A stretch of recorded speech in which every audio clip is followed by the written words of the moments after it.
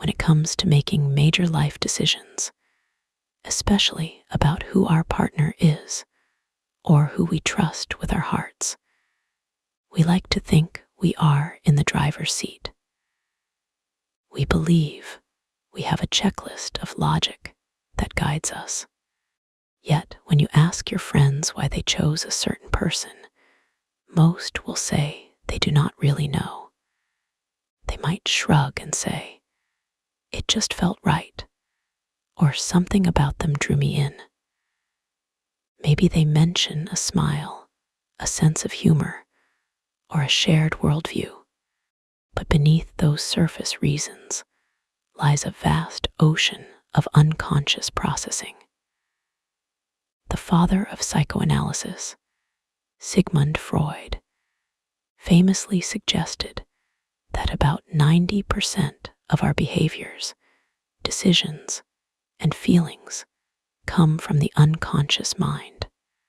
Imagine an iceberg floating in the sea. The small tip that is visible above the water represents your conscious awareness, what you are thinking right now. But the massive, submerged mountain of ice beneath the surface, that is your unconscious. It is where your deepest fears, desires, memories, and automatic habits live. Freud believed that uncovering these hidden patterns, what he called making the unconscious conscious, is the key to true freedom. It helps us understand why we repeat the same cycles and how to finally break them. So, in our session today, we are going to shine a light on 7 of these subtle behaviors that you likely do without even realizing it. I want you to take a moment to center yourself. Take a deep breath in through your nose, hold it for 3 seconds, and let it out. Good. Now, let us explore the hidden maps of your mind together. 1. The silent dance of connection. First, let us talk about the way we physically connect with others. Have you ever been in a deep conversation with a close friend or a romantic interest and suddenly realized you are both sitting in the exact same position? Maybe you both have your chin resting on your right hand, or perhaps you both took a sip of your coffee at the exact same moment. This is not a coincidence. This is known as the chameleon effect. We naturally mirror the people we like. It is a completely subconscious process, a biological instinct that dates back to our earliest ancestors. We do it because our brains are wired for tribe and connection.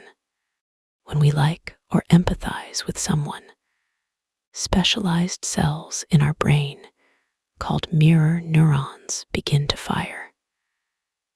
They help us sync with that person emotionally and physically.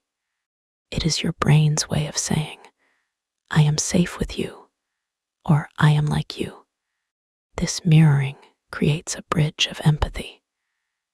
It is a silent signal that says you are on the same wavelength. However, the fascinating flip side is that we generally do not mirror those we dislike. If you are feeling uncomfortable or defensive, your body might instinctively do the opposite. You might cross your arms to block your heart space, angle your torso away from them, or avoid direct eye contact. This is your unconscious mind building a wall to protect your emotional energy.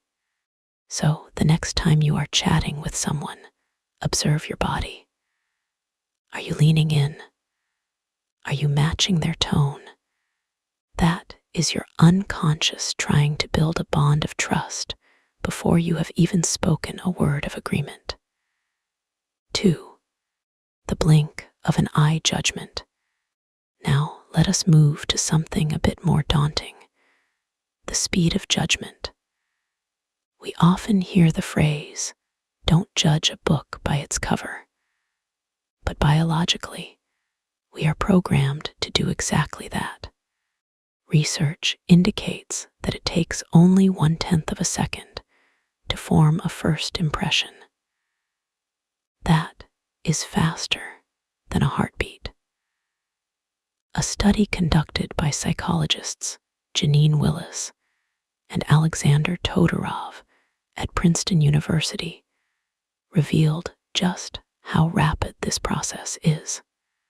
They asked participants to look at photographs of faces for various amounts of time, 100 milliseconds, half a second, or a full second. They were then asked to rate how trustworthy, competent, or likable those people looked. The result was startling. Even with only 1/10 of a second, basically a blink of an eye, the participants' judgments were almost identical to the judgments they made when they had unlimited time. Our brains evolved this way for survival. Thousands of years ago, deciding fast could mean the difference between life and death. You had to know instantly, is this person a friend or a foe? Is this safe? Today, those ancient instincts still drive us.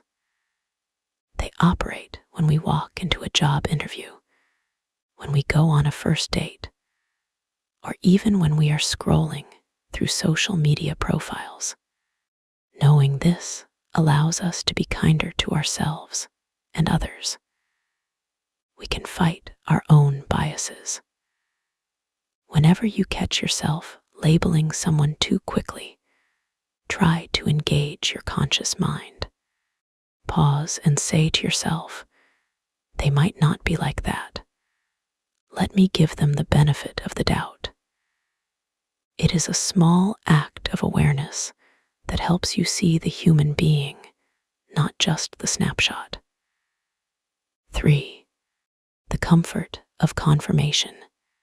The third behavior is one that explains so much of the conflict in our world today.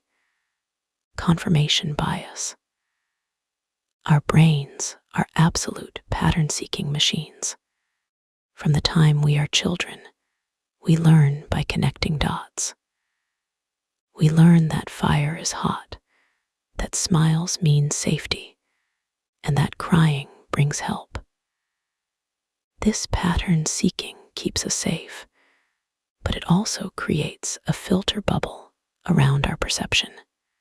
Confirmation bias is the tendency to focus only on information that supports what we already believe and to completely ignore information that challenges it. It is why we feel good when we hear an opinion that matches ours, and why we feel defensive when someone disagrees. Our brain treats a challenge to our beliefs almost like a physical attack. When something contradicts how we were raised to see the world, our unconscious mind effectively says, "No, that does not fit the puzzle," and discards it. This is why political debates or family arguments often go nowhere. We are not listening to understand. We are listening to find proof that we are right. So, how do we soften this hard wiring? The answer is simple, but challenging: curiosity. We must ask ourselves, why do they see things this way? Instead of why are they wrong? We need to wonder what part of their story or upbringing shaped that belief. When you get curious instead of defensive, you realize that everyone's truth comes from somewhere valid in their experience. People who score high in the personality trait of openness tend to handle this better. But it is a muscle we can all build with practice. For the false summit of wisdom, have you ever started a new hobby, maybe painting or yoga, and after a week, you felt like you had it all figured out? Then, 6 months later, you realized you actually knew almost nothing at the start. This phenomenon is called the Dunning-Kruger effect. It is a psychological quirk where people with low ability at a task overestimate their competence. It sounds harsh, but it is actually a protective mechanism. When we are new to something, we lack the knowledge to even recognize our own mistakes. We do not know what we do not know. It is not arrogance. It is simply an innocence of perspective. It is your brain's ego shield protecting you from feeling inadequate when you are stepping into the unknown. Confidence usually follows a specific curve. It peaks early when we are ignorant beginners. Then it dips into a valley of despair as we learn how complex the skill actually is. And finally, it rises slowly again with true experience and mastery. So the next time you feel like you do not know enough, or you feel overwhelmed by how much you have to learn, take heart. That awareness of your limits is actually the first true step toward mastery. It means you have moved past the illusion and into the reality of growth. 5. The storyteller in the chaos. The fifth behavior is a beautiful, albeit sometimes misleading, feature of the human mind: apophenia. This is the human tendency to perceive meaningful connections between unrelated things. It is why we see faces in the clouds, why we believe in lucky numbers, or why we find signs from the universe in random coincidences. If you are thinking about someone and their favorite song comes on the radio, your brain instantly connects those two events and infers meaning. It is a sign, you tell yourself. While I do believe in spiritual connection, psychologists call this apophenia. It stems from our survival need to predict the future. If our ancestors could predict the seasons or the movement of herds, they survived. So our brains are always scanning for patterns. This pattern seeking also fuels things like priming. Subtle cues in our environment can influence our decisions without us realizing it. It is why walking into a bakery makes you feel warmer and kinder, or why hearing a nostalgic song makes you suddenly miss your childhood home. Your brain fills in the emotional meaning automatically. While this can lead to superstition, it also adds a layer of magic to our lives. The key is to enjoy the meaning we find without becoming a slave to it. We can appreciate the synchronicity without losing our logical footing. 6. The echo of our ancestors. Now, we must touch upon one of the most profound and difficult truths of psychology. We often become our parents. This is rooted in modeling and familiarity bias. Like it or not, a massive part of your personality is a downloaded file from your caregivers. As children, our parents are our entire world. They are our first gods, our first teachers, and our first examples of love. We look up to them and model their behaviors, even the flawed ones. Their tone of voice, their habits, the way they handle stress, and their emotional patterns imprint on us. This shapes how we love, how we argue, and tragically, how we choose our partners. We tend to seek what is familiar because, to the primitive brain, familiar equals safe. Even if familiar means chaotic or emotionally distant, the brain prefers the devil it knows over the angel it does not. This is why people from volatile homes often feel drawn to dramatic relationships later in life. Peace feels boring or unsafe to their nervous system. Breaking this cycle requires immense courage.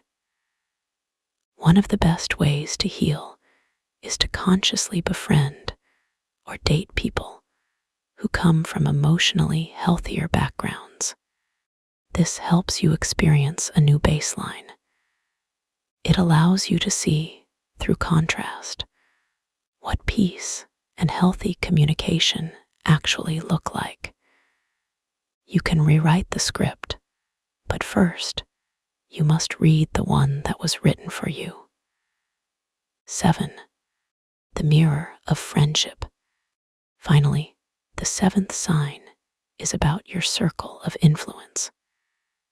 You have likely heard the saying that you are the average of the 5 people you spend the most time with. Psychology completely backs this up through social identity theory. We are social creatures who unconsciously mirror the groups we belong to. If your 5 closest friends are cynical, constantly complaining, and stagnant, you will find yourself slowly adopting that worldview. Your optimism will erode. Conversely, if your circle is filled with people who are kind, ambitious, and emotionally mature, you will naturally rise to meet that vibration. This goes beyond just motivation. It literally reshapes your mindset and your habits. We pick up vocabulary, dietary choices, and even moral standards from our tribe. Therefore, curating your social circle is one of the highest forms of self-care. It is not about being exclusive. It is about being protective of your own potential. Ask yourself, do the people around me reflect who I want to become? Or do they reflect a version of myself I am trying to outgrow? It is a tough question, but your future self depends on the answer. Integrating the shadow. If this video has intrigued you so far, I want to say a heartfelt thank you for supporting the work we do here at the Happy Aura channel. To our dedicated viewers who comment, share, or use our videos to spark deep conversations in your own lives, it truly means the world to me. You are the reason we can keep making psychology accessible, simple, and deeply human. We have covered a lot of ground today. We have looked at the chameleon effect of mirroring, the survival instinct of first impressions, the tunnel vision of confirmation bias, and the confidence curve of the Dunning-Kruger effect. We explored how we find signs through apophenia, how we repeat our parents' patterns, and how we merge with our social circles. But remember, this is just the tip of the iceberg. The unconscious mind is vast and deep. There are so many other unconscious behaviors we did not cover today. So, did we miss any that resonate with you? Maybe you have noticed how you react to certain colors, or how your dreams seem to process your day. If something came to mind while watching, please tell us in the comments below. I read them, and I love seeing your insights. And if you enjoy learning about practical psychology, insights that help you understand yourself and others with more compassion, we will be adding more videos like this to our Everyday Psychology playlist every single month. Because the more we understand our minds, the more intentional our lives can become. A final thought on awareness. I want to leave you with one final thought to carry through your week. The goal of understanding these unconscious behaviors is not to judge yourself for having them. You are human. You are built to survive, to connect, and to find meaning. These mechanisms are not flaws. They are features of a brilliant, ancient system designed to keep you alive. However, survival is not the same as thriving.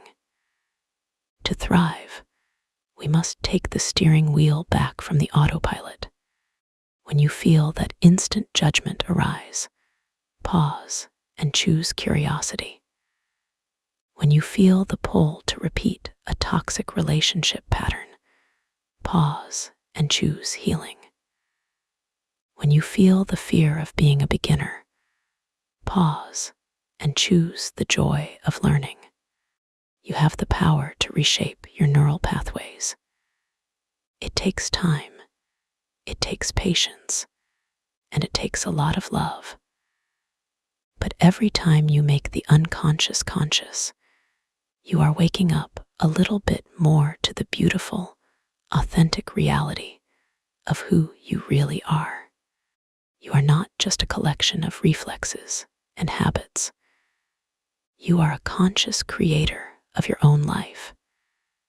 Thank you for spending this time with me.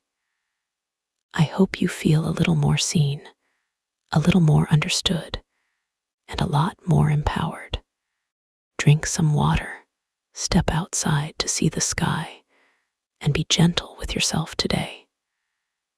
You are doing better than you think. Until next time, keep your aura bright and your heart open. If you are looking for more ways to expand your understanding, click here for our video on how to rewire your anxious brain, or explore our guide on building healthy boundaries. Thanks for watching and sending you so much love.